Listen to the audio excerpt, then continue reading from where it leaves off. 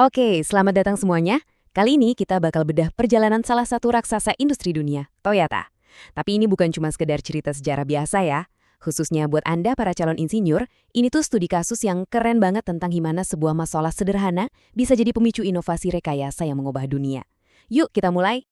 Nah, ini dia pertanyaan utamanya. Coba dipikirin, gimana ceritanya sebuah perusahaan yang awalnya cuma bikin alat tenun di desa kecil di Jepang, tiba-tiba bisa bertransformasi jadi salah satu produsen mobil terbesar di dunia? Jawabannya itu ada di serangkaian prinsip rekayasa yang brilian, yang lahir jauh sebelum mobil pertama mereka dibuat. Untuk menjawabnya, kita akan menelusuri 6 babak kunci dalam kisah Toyota ini. Kita mulai dari akarnya di industri tekstil, terus kita lihat inovasi pertamanya yang jadi fondasi, gimana mereka pindah haluan ke dunia otomotif, kelahiran sistem produksi legendarisnya, transformasinya di era modern, dan yang paling penting, warisan rekayasa apa sih yang bisa kita ambil pelajarannya? Oke, kita mulai dari awal banget ya, babak pertama. Dari benang menjadi roda. Ini adalah kisah tentang gimana rasa empati seorang anak ke ibunya ternyata bisa jadi percikan api inovasi yang luar biasa. Jadi, bayangin ya, di akhir abad ke-19, ada seorang pemuda namanya Sakichi Toyoda. Dia ini ngelihat ibunya kerja tanpa lelah pakai alat tenun manual. Buat dia, itu bukan cuma rutinitas biasa, tapi sebuah masalah rekayasa yang harus dipecahkan. Pertanyaannya simpel, gimana caranya meringankan beban kerja ibunya? Nah ini dia nih, DNA-nya Toyota. Inovasi mereka tuh lahir bukan dari keinginan bikin teknologi super canggih, tapi dari dorongan buat memecahkan masalah di dunia nyata. Ini pelajaran pertama yang penting banget. Rekayasa yang hebat itu seringkali dimulai dari empati. Keinginan buat bantu ibunya ini mendorong Sakichi buat menciptakan terobosan teknologi pertamanya. Dan dari sinilah lahir sebuah filosofi manufaktur yang benar-benar revolusioner. Inilah penemuan yang jenius di tahun 1924. Mesin tenun otomatis tipe G. Mekanismenya kelihatannya sederhana, tapi dampaknya luar biasa. Jadi gini, kalau ada satu helai benang aja yang putus, mesinnya nggak akan terus jalan dan malah menghasilkan kain yang cacat. Enggak. Sebaliknya, mesin itu bakal langsung berhenti secara otomatis. Keren kan? Inovasi ini benar-benar mencegah produk cacat dan pemborosan bahan baku langsung dari akarnya. Konsep inilah yang disebut Jidoka. Gampangnya, ini tuh otomatisasi tapi dengan sentuhan manusia. Jadi, ini bukan sekedar mesin otomatis biasa, tapi mesin pintar yang bisa deteksi masalah dan berhenti sendiri. Ini nggak cuma ngejaga kualitas, tapi juga ningkatin produktivitas secara drastis. Satu operator bisa ngawasin puluhan mesin sekaligus.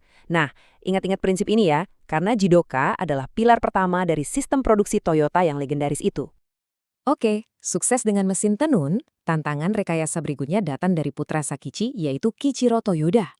Dia melihat ada potensi besar di dunia otomotif yang lagi booming di negara-negara barat. Terus, dananya dari mana? Nah, di tahun 1929, ada sebuah perusahaan dari Inggris, Platt Brothers, yang saking kagumnya sama mesin tenun tipe G, mereka sampai beli hak patennya seharga 100.000 pound sterling. Uang inilah yang jadi modal awal Kiichiro buat memulai divisi mobil. Ini contoh sempurna gimana suksesnya satu inovasi bisa jadi modal buat inovasi besar selanjutnya. Tapi Kichiro ini nggak sekedar niru, dia pakai pendekatan rekayasa yang sangat metodis. Timnya membongkar mesin mobil Chevrolet tahun 1933, dipelajari detailnya, terus direkayasa ulang supaya jadi lebih baik. Mereka fokus buat ningkatin desain kepala silinder dan intake manifold, yang akhirnya bikin mesin mereka menghasilkan tenaga lebih besar dari desain aslinya. Ini bukan menjiplak ya, ini namanya reverse engineering yang digabungin sama semangat buat terus berbenah. Dan coba deh lihat seberapa cepat mereka bergerak. Cuma dalam 3 tahun, mereka berhasil beralih dari yang tadinya cuma mendirikan divisi, sampai akhirnya meluncurkan mobil produksi pertama mereka, model AA. Ini nunjukin kecepatan dan fokus rekayasa yang luar biasa, mengubah ide jadi produk nyata dalam waktu super singkat. Bikin mobil itu satu hal, tapi memproduksinya secara efisien dengan kualitas paling top, wah itu tantangan yang beda lagi. Disinilah awal dari kontribusi terbesar Toyota buat dunia manufaktur. Di sini, warisan dari mesin tenun tadi kepake lagi. Kichiro dan timnya ngembangin sistem produksi Toyota atau yang kita kenal sebagai TPS. Sistem ini berdiri di atas 2 pilar utama. Pertama, Jidoka, prinsip berhenti kalau ada masalah yang udah kita bahas. Dan yang kedua, just in time, sebuah ide radikal buat cuma bikin apa yang dibutuhkan, saat dibutuhkan, dan dalam jumlah yang pas. Ini benar-benar menantang model produksi massal yang boros pada saat itu.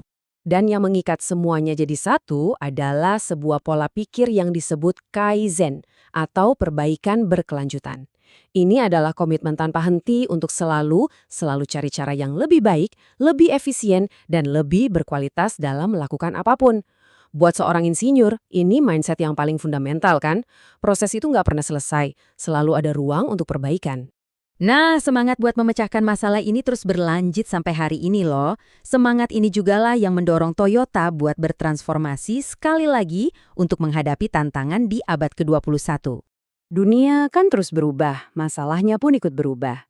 Menghadapi tantangan kayak perubahan iklim dan urbanisasi, di tahun 2018 Toyota mengumumkan transformasi besar dari yang tadinya perusahaan mobil menjadi perusahaan mobilitas. Tujuannya, balik lagi ke akarnya, bukan cuma jualan produk, tapi menyediakan solusi untuk masalah pergerakan manusia. Lewat tantangan lingkungan Toyota 2050, kita bisa lihat pendekatan rekayasa modern mereka. Alih-alih cuma bertaruh pada satu solusi tunggal, mereka malah ngembangin portofolio teknologi. Mulai dari mobil hybrid yang mereka rintis sejak tahun 97 lewat Prius, sampai ke plug-in hybrid, mobil baterai listrik murni, dan bahkan kendaraan sel bahan bakar hidrogen. Ini adalah pendekatan sistem untuk memecahkan masalah emisi yang kompleks. Jadi, setelah kita lihat perjalanan panjang ini, apa sih pelajaran inti yang bisa kita, sebagai para insinyur masa depan, ambil dari kisah Toyota?